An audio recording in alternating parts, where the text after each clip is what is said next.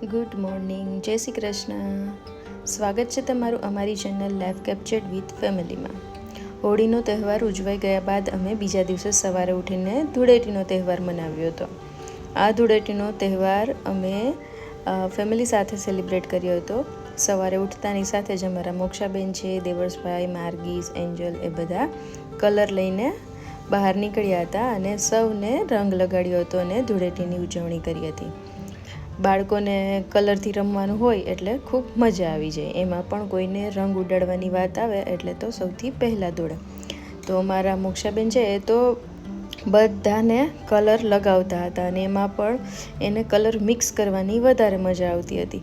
એટલે એ એક કલરમાં બીજો કલર એડ કરે અને પછી નવા કલર બનાવતા રહી. અને આમ એને ખૂબ જ મજા આવી હતી ધૂળેટીનો તહેવાર ઉજવવાની. ધૂળેટીનો તહેવાર અમે નાના બાળકોથી લઈને મોટા સૌએ ઉજવ્યો હતો અને બધાને ખૂબ મજા આવી હતી. આમ અમે ગીરમાં હોળી અને ધૂળેટીનો તહેવાર ખૂબ જ સરસ રીતે ઉજવ્યો હતો અને અમને ખૂબ જ મજા આવી હતી. ધૂળેટીનો આ તહેવાર ઉજવીને અમે બધા પછી નાહી ધોઈને મસ્ત ફ્રેશ થઈ ગયા હતા અને અમે જવાના હતા સોમનાથ બાજુ. એટલે હવે બધા મસ્ત તૈયાર થઈ ગયા હતા અને મોક્ષાબેને પણ નવા કપડાં પહેરી લીધા હતા અને થોડી વાર રમવાનું એને ચાલુ કરી દીધું હતું જ્યાં સુધી બધા ચા પીને નીકળે નહીં ત્યાં સુધી. અમે લોકો ગીરથી તરત જ ત્યાંથી અમે સોમનાથ જવા માટે નીકળ્યા હતા અને સોમનાથ પહોંચીએ એ પહેલાં અમે રસ્તામાં અમારે નાસ્તો કરવો હતો એટલે અમે ત્યાં ઊભા રહ્યા હતા. નાસ્તો કરવા ઊભા રહીએ એ પહેલાં ગીરમાં ગયા હોય અને કેસર કેરી ના લઈએ એવું તો ના બને. એટલે અમે રસ્તામાં જે કેસર કેરી અમને જોવા મળી હતી ત્યાંથી અમે કેસર કેરીના બોક્સ લીધા હતા અને ફાઇનલી અમે પહોંચ્યા હતા એક એવી જગ્યા ઉપર કે જ્યાં અમે બેસીને નાસ્તો કર્યો હતો. આ કોઈનું એક ફાર્મ હાઉસ હતું જ્યાં બેસીને અમે અહીંયા ભેળ બનાવી હતી. અમે જ્યારે પણ ટ્રીપમાં જઈએ ત્યારે અમે ભેળ બનાવવાનું પ્લાનિંગ અમે કરીએ છીએ. એટલે અમે ઘરેથી જ અમુક સામાન લઈને આવ્યા હતા.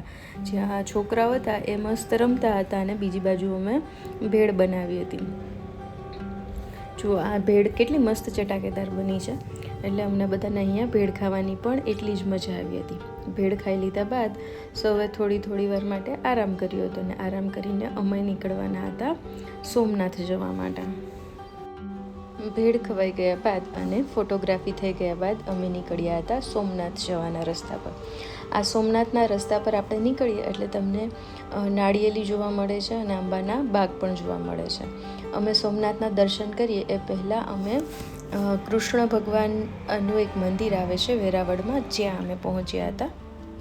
આ મંદિરનું નામ છે ભાલકા તીર્થ. આ એ જગ્યા છે કે જ્યાં ભગવાન કૃષ્ણએ પોતાનો દેહ ત્યાગ કર્યો હતો. આ મંદિરની સ્ટોરી પણ હું તમને એક અલગ બ્લોગમાં જણાવીશ કે આ મંદિર પાછળનો ઇતિહાસ શું છે. અહીંયાથી અમે દર્શન કર્યા અને ત્યાંથી અમે નીકળી ગયા હતા સોમનાથ મહાદેવના દર્શન કરવા માટે.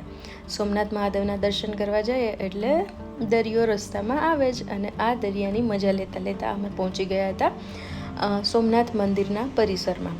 અહીંયા આપણે મોબાઈલ કી એ બધું લઈ જવાનું અલાઉડ નથી. એટલે અમે મંદિરના પરિસરમાં જ થોડા ઘણા ફોટા પાડી લીધા અને પછી અમે મોબાઈલ કી વોલેટ એ બધું જમા કરાવી દીધું હતું.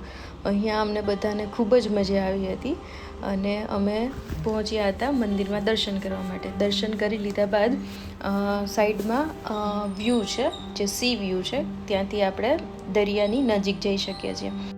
દરિયા કિનારે અમે થોડી વાર એન્જોય કર્યું. અહીંયા બધાને ખૂબ મજા આવી હતી.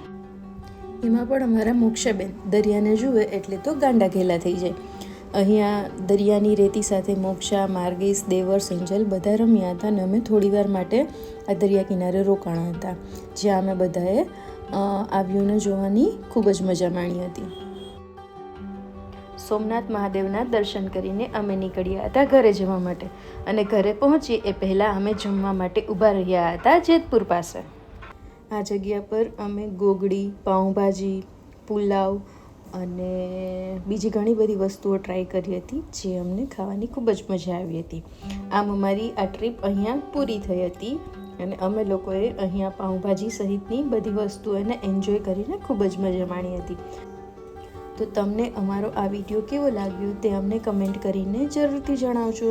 ત્યાં સુધી મને રજા આપશો. નમસ્કાર, જય શ્રી કૃષ્ણ.